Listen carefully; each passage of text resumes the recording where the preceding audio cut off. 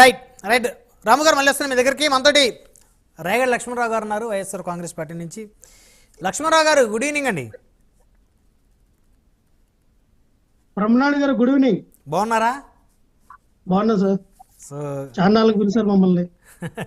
ఎన్నికల ముందు వరకు రేగడి లక్ష్మణరావు గారు అంటే జనసేన పార్టీ కోసం పెద్ద ఎత్తున గళాన్ని వినిపించినటువంటి ఆ గళం ఈరోజు వైకాపా వైపు వెళ్ళింది. వైకాపా నుంచి మాట్లాడే వాళ్ళు తక్కువగా ప్రస్తుతం వస్తున్నప్పటికీ కూడా మీరు మాత్రం నిరంతరం జగన్మోహన్ రెడ్డి గారికి సైనికుల్లాగా మాట్లాడుతున్నట్టయితే తెలుస్తూ ఉంది. సో లక్ష్మణరావు గారు, మొత్తానికి ఆంధ్రప్రదేశ్లో కొత్త మద్యం పాలసీ దిశగా ఏపీ ప్రభుత్వం, అదేవిధంగా గత ప్రభుత్వంలో వైకాపా ప్రభుత్వంలో జరిగినటువంటి మద్యంలో జరిగిన అవకతవకలకు సంబంధించి సిఐడి విచారణకి మద్యం అక్రమాలపై ఏపీ ప్రభుత్వం అయితే ఆదేశాలు జారీ చేసింది. అదేవిధంగా మరొక వైపు ఢిల్లీలో మీ అధినేత జగన్మోహన్ రెడ్డి గారు ఆంధ్రప్రదేశ్లో శాంతి భద్రతలు మంటగలిసిపోయాయంటూ పెద్ద ఎత్తున ధర్నాకి దిగిన పరిస్థితి ఉంది. సో ఎలా చూడాలి ఈ అంశాలన్నీ? లక్ష్మణరావు గారు స్వాగతిస్తున్నారా గత ప్రభుత్వంలో మద్యం అక్రమాల మీద సిఐడి విచారణకి ప్రభుత్వం ఆదేశించటం? బ్రహ్మనాయుడు గారు, మీకు ప్యానల్ ఉన్న పెద్దలకి, ప్రైమ్ న్యూస్ వీక్షకులకి, యాజమాన్యానికి హృదయపూర్వక నమస్కారాలు. బ్రహ్మనాయుడు గారు, గత ప్రభుత్వం ఏదైతే చంద్రబాబు నాయుడు గారి ప్రభుత్వంలో 2014 నుంచి 2019లో జరిగినటువంటి మద్య పాలసీ, అలాగే 2019లో చంద్రబాబు నాయుడు గారు దిగిపోయే ముందు ఆయన ఆ సంతకాలు పెట్టినటువంటి ఈ బ్రాండ్లన్నిటి కూడా జగన్మోహన్ రెడ్డి గారు, అంటే వైఎస్ఆర్ పార్టీ అధికారంలోకి వచ్చా కానీ ఆ బాండ్లన్నీ కంటిన్యూ అయినాయి. కావాలంటే దానికి చర్చకి రమ్మని చెప్తా ఉన్నాం.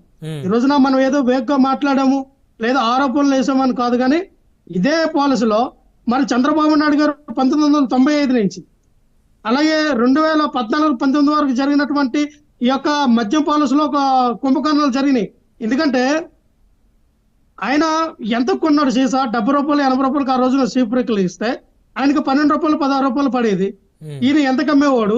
ఇక్కడ ఉన్నటువంటి వాళ్ళ సామాజిక వర్గానికి చెందినటువంటి వ్యక్తులే ఒక సిండికేట్ గా తయారయ్యి ఒక నగరానికో ఒక సిటీకో మినిమం 10 నుంచి 20 వరకు వాళ్ళే ఆర్డర్ తెచ్చుకొని ఆ లైన్స్, ఆ వైన్ షాపులు కానీ బార్ షాపులు కానీ వాళ్ళ సామాజిక వర్గం చెందిన వ్యక్తులే ఒక సిండికేట్ గా ఏర్పడి వాళ్ళు మాత్రమే చేసేవారు.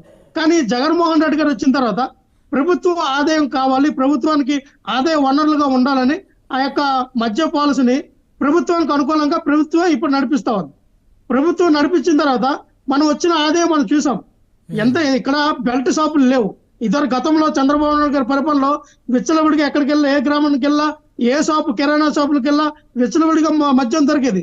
జగన్మోహన్ రెడ్డి గారు వచ్చిన తర్వాత టైం టు టైం ఒక ప్రాసెస్ అన్ని ఏర్పాటు చేశారు. ఇందాక ఆంజనేయ రెడ్డి గారు అన్నట్టుగా డిజిటలైజేషన్ 2020 నుంచి 21, 22 వరకు లేదండి. తర్వాత మళ్ళీ డిజిటలైజేషన్ పెట్టారు.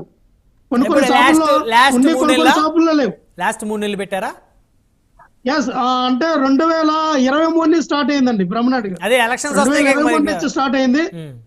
2023 నుంచి 24 వరకు లక్ష్మణరావు గారు 2021, 2022, 2023లో ఫోన్ పేలు అవన్నీ ఏం లేవా? గూగుల్ పేలు, ఫోన్ పేలు ఉన్నాయి కదా, అప్పుడు కూడా ఉన్నాయి కదా దాదాపు?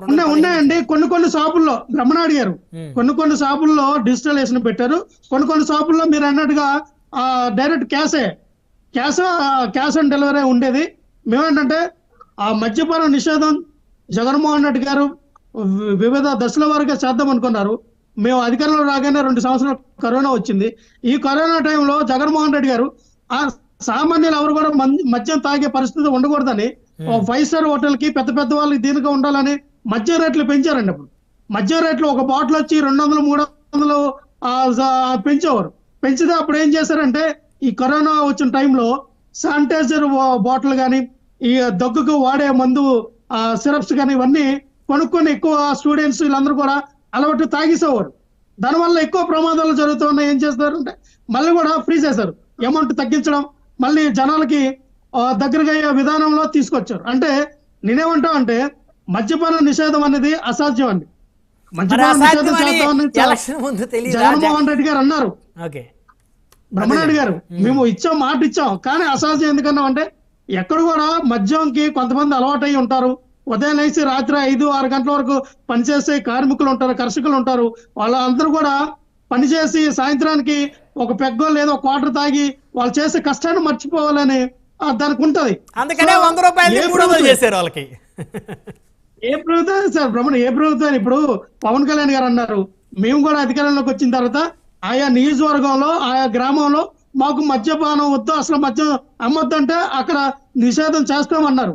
కానీ అవి జరగవండి నాకు తెలిసి. ఎందుకంటే ఎవరు కూడా, ఆడవాళ్ళకి ఉంటది, స్త్రీలకి ఆ మద్యం అమ్మకూడదని ఉంటుంది లోపల. కానీ మగవాడు ఏం చేస్తాడు? ఈ రోజున మాకు పెద్ద దెబ్బ వేసింది వాళ్ళే కదా. మందుబాబులే జగన్మోహన్ రెడ్డి గారికి వ్యతిరేకంగా దాదాపుగా ఎంతమంది ఉన్నారు అంతమంది మందుబాబులు అందరూ వ్యతిరేకంగా ఓటేశారు జగన్మోహన్ రెడ్డి గారికి. ఈరోజు అది కూడా మాకు వన్ ఆఫ్ ద పెద్ద మైనస్. ఎందుకంటే అయ్యో మాకు రేట్లు పెట్టుకోండి.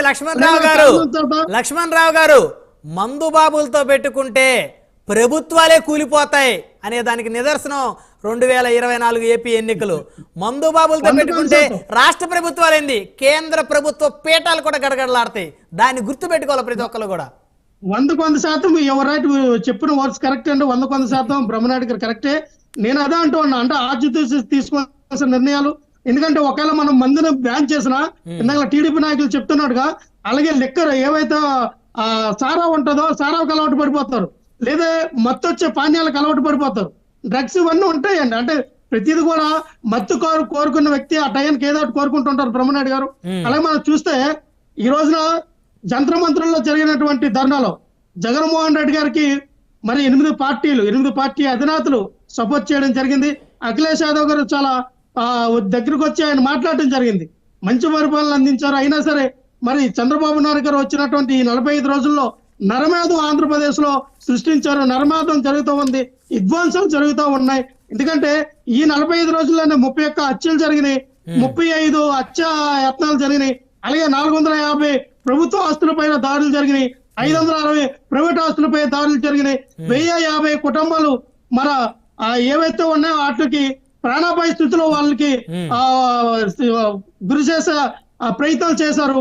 3000 పైగా కుటుంబాలు ఈ రాష్ట్రం నుంచి పక్క రాష్ట్రాలకు వెళ్ళిపోయి ఈ ప్రస్తుత గవర్నమెంట్ కి భయపడి ఎవరైతే వైఎస్ఆర్ పార్టీ సానుభూతి పరులు, వైఎస్ఆర్ పార్టీ కార్యకర్తలు ఉన్నారో 3000 కుటుంబాల పైగా పక్క రాష్ట్రాలకు వెళ్ళిపోయి. ఇప్పుడు మీరు వైసీపీ నుంచి దాదాపు ఎలక్షన్ ముందు జాయిన్ అయినట్టున్నారు కదా, అంటే మీరు ఏ పార్టీలో ఉన్నప్పటికీ కూడా ఆ పార్టీ సిద్ధాంతాలకు అనుగుణంగా మీ వాయిస్ బలంగా వినిపిస్తారు, అందులో నో డౌట్. మీ మీద ఎవరన్నా అటాక్ చేయడం కానీ, మిమ్మల్ని ఎవరన్నా